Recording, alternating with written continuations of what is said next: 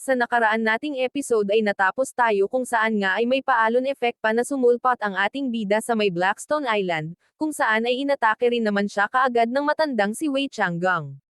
At dito nga sa kasunod na pag-atake ni Changgang ay sunod-sunod na ring Sunset Flame Cut ang pinakawalan nito, habang manghang-mangha rin ito sa kanyang sarili, sapagkat ang Grandmaster raw na tulad niya ay talaga palang napaka-powerful gaya ng kanyang iniisip.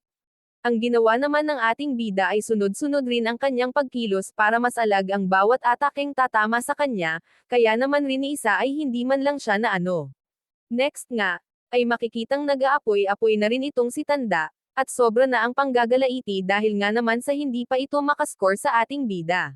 Sabay mabilisan na ulit itong sumugod, subalit ang hindi niya inaasahan ay nasa sa likuran niya na pala ang ating bida.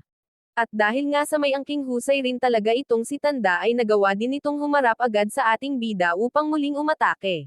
Kung saan nga ay diri-diretso ang kanilang naging salpukan, hanggang sa para na silang napapalibutan ng mga paputok at fireworks dahil sa dami ng mga nagiging pagsabog sa kanilang palibot at pagitan. At ang bawat matamaan nga ng kanilang mga atake ay talagang nagdudulot ng malakas na impact, sa mga bato man o sa tubig, na labis nga ring ikinamamangha at ikinagugulat ng mga taong nandirito at nanonood sa kanila. At dahil nga sa init ng kanilang laban, ay tila ba nag-aapoy na rin ang bawat tingin nila sa isa't isa, nang muli na naman silang magsalpukan, hayon at pareho lamang silang napatalsik sa tigkabilang bahagi. At nakuha pa nga ring magtawa ng malakas nitong si Wei Changgang dahil raw sa napaka-terrific ng kanilang pagtutunggali ngayon. Sabay malakas rin itong sinabi na tama na raw ang warm-up, dahil uumpisahan na niya ang tunay na laban. Kaya naman gamit ang kanyang angking lakas ay pinaangat niya ang maraming tipak ng bato, at pagkatapos ay panang-ataking muli sa ating bida, na sabay-sabay nga ring nagsisabog kaya naman hirap na ring masilayan ang ating bida, dahil sa lakas ng epekto nito. Na ikinabahala rin naman nga ng todo ni Najee Adolfa dahil naisip nilang baka kung napano na siya. Dahil nga sa may halong tubig ang kanyang ginagamit na teknik ngayon, ay hindi siya naapektuhan ng mga pasabog-sabog na effect na ginagawa ng matanda, at sa kanyang muling pag-angat ay nandilim ang buong kalangitan, kung saan habang unti-unti siyang naghahanda ay sinabihan niya si Changgang na siya naman daw ngayon, dahil bulok naman daw pala ang pinakita nito, kaya ito na ang turn niya para ipakita ang tunay na kalakasan. Sa puntong ang ito ay para bang nagmistulang galami ng jellyfish ang mga tubig na inipon ng ating bida, na sobra na naman ngang ikinagulat ng marami. Hanggang sa unti-unti niya pa itong dinagdagan ng mas malakas pang puwersa at enerhiya, sabay pinakawalan at inatake ng pagkat-endi ang matandang si Changgang. Kung saan nga ay tuluyan na itong napalibutan ng tubig, na habang tumatagal ay mas lalong padami ng padami, at tila nga nahihirapan na rin itong makagalaw. Na ikinatuwa naman nga rin ni Najee Adolfa dahil sa pag-aakal ang tuluyan ng mananalo ang ating bida. Ayon naman sa iba ay kitang-kita raw talaga na napakalakas ng ating bida, at sobra daw iyong kahanga-hanga sapagkat sadyang makapangyarihan na siya kahit nasa 20 anyos pa lang. Sabi naman ng ilan, na isa raw malaking karangalan ang ginawang pagtalo ngayon ng ating bida kay Changgang. Subalit maya-maya nga lang din, ang inaakala nilang wala ng buhay ay heto at humihinga peren, sadyang nag-ipon lang ito ng lakas para makawala at makaalis sa ginawang ito sa kanya ng ating bida. Kung saan rin ang kanyang pananahimik kanina at pagsasawalang kibo, ay nagbigay rin sa kanya ng chance para mapalabas ang kanyang alas. At ito nga ang isang higanteng Minotaur or Beastman hybrid, pinagsama-samang anyo ng tao, demon, leon at toro. Nalabis ngang ikinamangha ng servant ni Changgang, dahil raw nakalikha ang kanyang master ng panibagong anyo ng nilalang, kaya naman malamang nga raw ay tuluyan na din itong narating ang 9th level of the Holy Firebook. At yun nga, maya-maya lang din ay sumugod na ang Demon Beast sa ating bida, at talagang persigido itong Saiyay atakehin at talunin bilang iyon nga ang layuning mangyari ng matandang si Changgang. Kung saan nga ay tila ba nais rin itong dakmain ang ating bida, dahil sa sobrang gigil. Samantala siya naman ay muling naglabas ng kanyang skill sword technique, at agad na umatake sa Demon Beast. At mukhangang nang dahil rito ay lalo nang nanggalaiti sa galit ang kalaban, kaya naman ang ginawa nito ay ginapos ang mga kamay at paa ng ating bida, gamit ang kanyang mga balahibo or buhok, hanggang sa mabalot na nga siya ng tuluyan sa loob nito. At pagkatapos ay isinubo na nga rin siya kaagad nitong Demon Beast, na ikinagulat at ikinabahala naman nga ni Najee Adolfa at Xiao Jing. Habang ang servant naman ngang ito ay manghang-mangha pa at talagang tuwang-tuwa sa ginawa ng kanyang master, at tiyak raw na dahil rito ay paniguradong magiging abo na ang ating bida. Samantala sa di inaasahan, ang matanda ay bigla na rin lamang nagkang-uubo ng may halong pagdurugo, dahil umano sa mukhang di raw yata sapat ang kanyang cultivation para suportahan itong Demon Beast Holy Fire Giant. Sabay nagpatuloy itong muli sa pag-iipon ng puwersa, habang sinasabi na dapat raw ay ituring na isang karangalan ng ating bida ang naging pagkakakain sa kanya ngayon ng halimaw na ito. Makikita naman nga sa bahaging tiyan nitong Demon Beast ang nagliliwanag na puwersang tila ba iniipon nito. Habang napapaisip naman nga ang mga manunood kung tuluyan na nga raw ba kayang napaslang ang ating bida, at kung ito na rin daw ba kaya ang katapusan ng labanan sa kanilang pagitan ng matanda.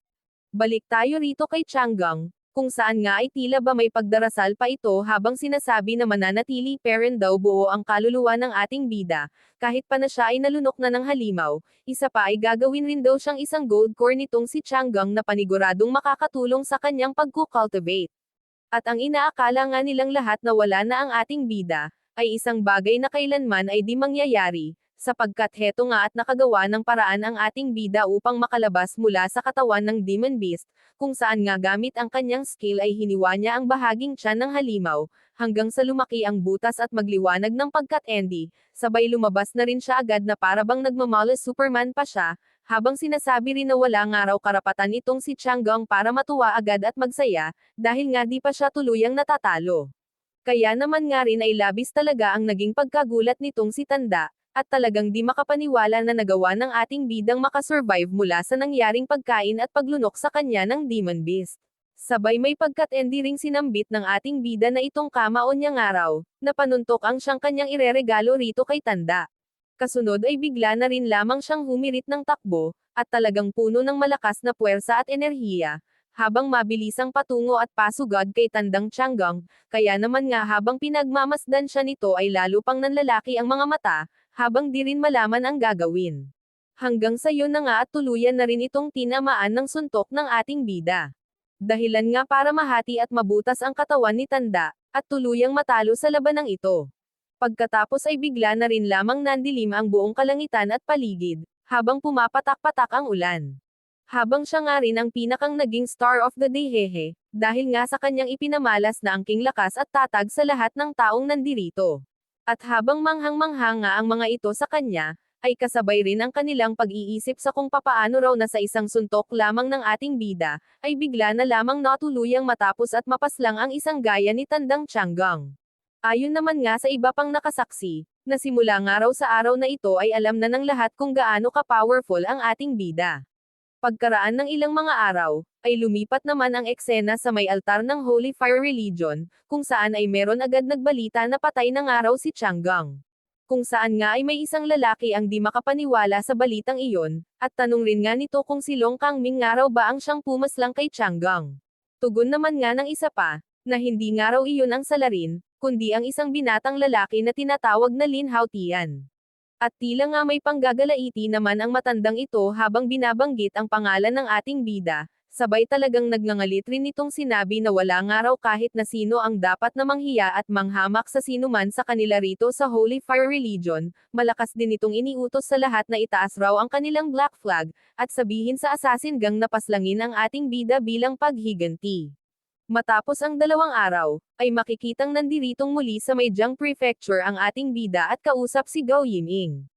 Kung saan ayon rito ay nakatanggap daw siya ng balita na ang bawat branch ng Holy Fire Religion ay nagtaas ng kanilang mga black flag, bilang sinyales na nagpaplano ang mga ito na magsagawa ng isang himagsikan, dahil sa nangyaring pagkakapaslang kay Chang'e, sabi pa ni Gao na ang bawat branches nga raw na iyon ay talagang makapangyarihan, kaya't mas mabuti nga raw na talagang mag-ingat itong ating bida. Taas noo at puno ng lakas ng loob namang sinabi ng ating bida, na wag na raw mabahala pa itong si Gao, sapagkat handang-handa nga raw siya na paslangin ang sino mang magtatangka ng masama sa kanya. At dahil nga sa sinabing iyon ng ating bida, ay di moari ang reaksyon ni Gao Yiming, habang iniisip rin nito na talaga raw kamangha-mangha ang ating bida, sapagkat siya lang raw ang tanging may lakas ng loob at may kakayanang magsalita ng ganon, nang wala man lang halong takot at pangangamba.